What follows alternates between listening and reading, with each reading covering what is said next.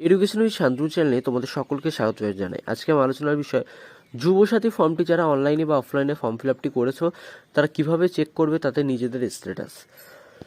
তো তোমরা প্রথমেই কিন্তু ওয়েবসাইটটি ওপেন করে নেবে। ওয়েবসাইটের লিঙ্ক কিন্তু আমি নিচে দিয়ে রাখবো। যারা চ্যানেল নতুন এখনও তারা কিন্তু চ্যানেলটিকে অবশ্যই সাবস্ক্রাইব করে দেবে।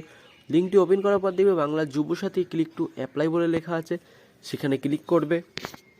ক্লিক করার পর কিন্তু নতুন একটি ইন্টারফেস ওপেন হবে। এখানে এরকম চেক স্ট্যাটাস বলে কিন্তু লেখা থাকবে।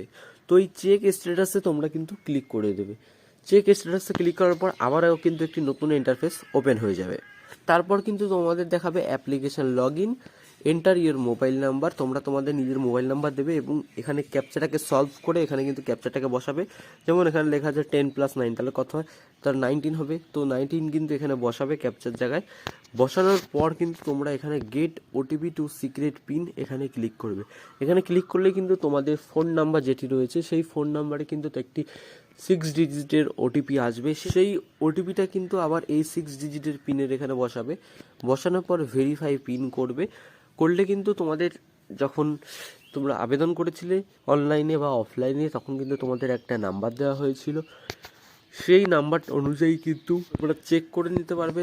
যখন চেক করবে তখন কিন্তু এরকম তোমাদের প্রথমে যখন অ্যাপ্লিকেশনটি করেছিল তখন কিন্তু এরকম এসেছিল, your application for Yuvasathi form successfully, your application number এত এত এত।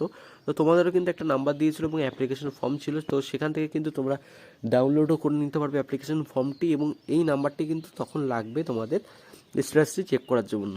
এবং অফলাইনে যারা আবেদন করেছো অর্থাৎ ফিজিক্যালি যারা আবেদন করেছো তাদের বলে রাখি, তাদের কিন্তু এখনও ডাটা এন্ট্রি হয়নি, তার জন্য কিন্তু তারা এখন চেক করতে পারবে না।